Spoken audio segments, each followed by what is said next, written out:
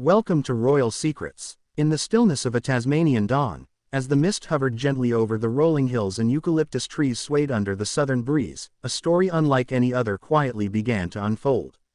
No royal fanfare, no royal guards in sight, no motorcade sweeping through the streets.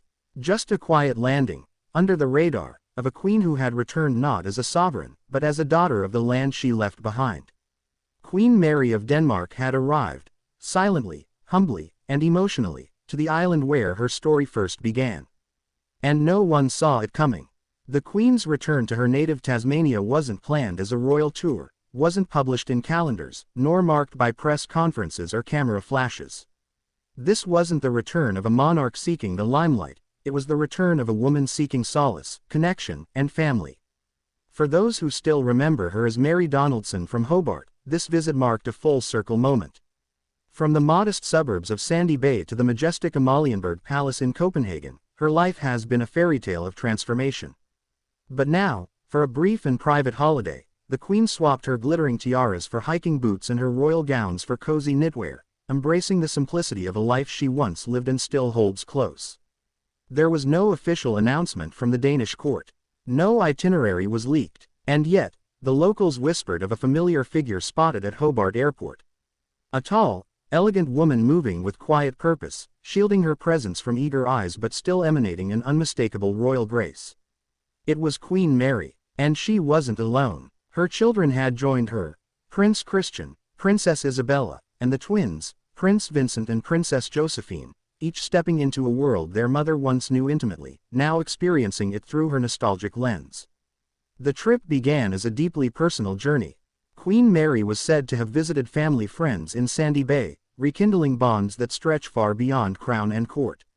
To many of those close to her, she is still Mary, the friend who rode bikes through Hobart's hills, the young woman who worked in advertising, who studied law and commerce at the University of Tasmania, who once danced freely at Salamanca Place before fate swept her across the world into a life of unimaginable transformation.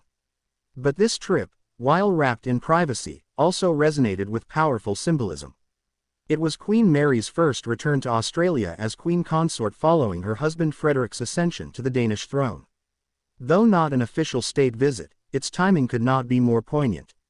Just months into her new role, the Danish Queen sought comfort in her homeland, showing the world that royalty and roots can coexist, and that even queens need to touch base with the soil of their childhood from time to time. For the children, it was a journey of discovery.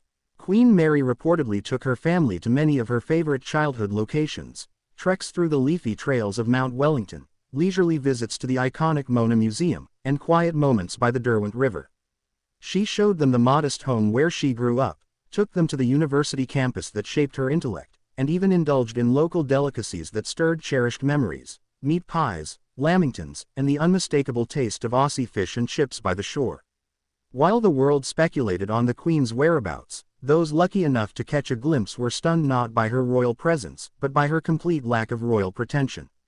Clad in jeans, sneakers, and often wrapped in an oversized cardigan, she blended seamlessly into the Tasmanian scenery. Locals spoke in hushed awe of sightings at boutique cafes and neighborhood bookstores. She was there, sipping her coffee like everyone else, browsing novels with her daughter, laughing softly with her youngest son. There was no security entourage in sight, no flashing cameras or press barriers. It was, as many described, a return to normalcy. But beneath the calm exterior of this holiday lay a profound layer of emotion. Queen Mary's mother, Henrietta Clark Donaldson, passed away suddenly in 1997, years before Mary would become the Crown Princess of Denmark. Her memory still lingers in the streets of Hobart. It is said that Queen Mary visited her mother's resting place during the trip, privately, quietly, perhaps with a bouquet of native flowers in hand and the tears of remembrance in her eyes.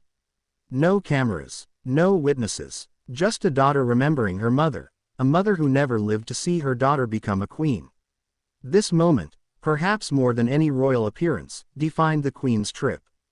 Because beneath the royal protocols and state responsibilities, Queen Mary remains a woman molded by love, loss, and loyalty. Her pilgrimage to Tasmania wasn't just a break from the court, it was a reconnection to her identity, to a world that still knows her as Mary from down the street, not Her Majesty of Denmark. As days passed, the Queen and her children embraced the rugged beauty of Tasmania's wilderness. Locals reported sightings at Freycinet National Park, where the family is believed to have rented a secluded coastal lodge. There, away from headlines and protocol, they spent their time kayaking, bushwalking, and enjoying Tasmanian produce cooked over open fires. Prince Christian reportedly tried surfing at Clifton Beach, while Princess Isabella was seen photographing native wildlife with her mother's camera, a shared passion inherited from Queen Mary's younger years. Each moment carved another page in their family history, far from the palace walls.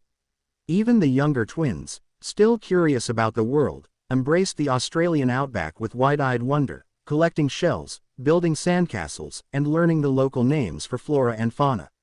These weren't just vacation activities, they were heritage lessons passed from mother to children, building bridges between Denmark and Australia with every experience. For Australians, the Queen's quiet return was more than just a royal visit, it was a reminder of what made her beloved in the first place.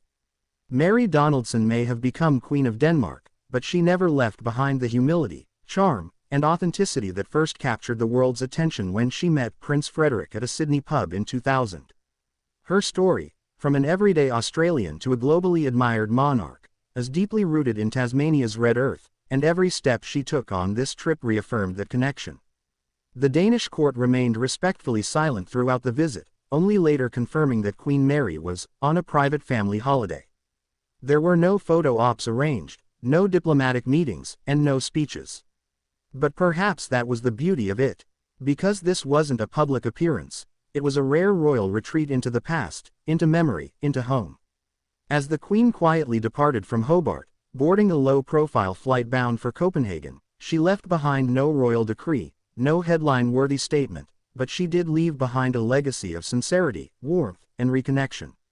And for those who caught even a glimpse, her presence felt like a gentle reminder that royalty is not measured in jewels and crowns, but in gestures of love, loyalty, and remembrance. Her departure was as silent as her arrival. No parade, no farewell crowd, just the hum of engines and the soft sigh of the Tasmanian wind whispering goodbye to one of its own. Back in Denmark, the royal duties await, and Queen Mary will resume her place at the heart of a modern European monarchy. But Tasmania will hold this memory, of its Mary, of its Queen, and wait quietly for the next time she returns. And now, after this extraordinary journey of quiet power and humble reconnection, one question remains: what does this emotional return mean for the future of Queen Mary's role not only in Denmark, but as a cultural bridge between two nations she calls home? If you enjoyed this royal journey, don't forget to like this video, share it with fellow royal watchers, subscribe to our channel for more exclusive updates, and leave your thoughts in the comments below.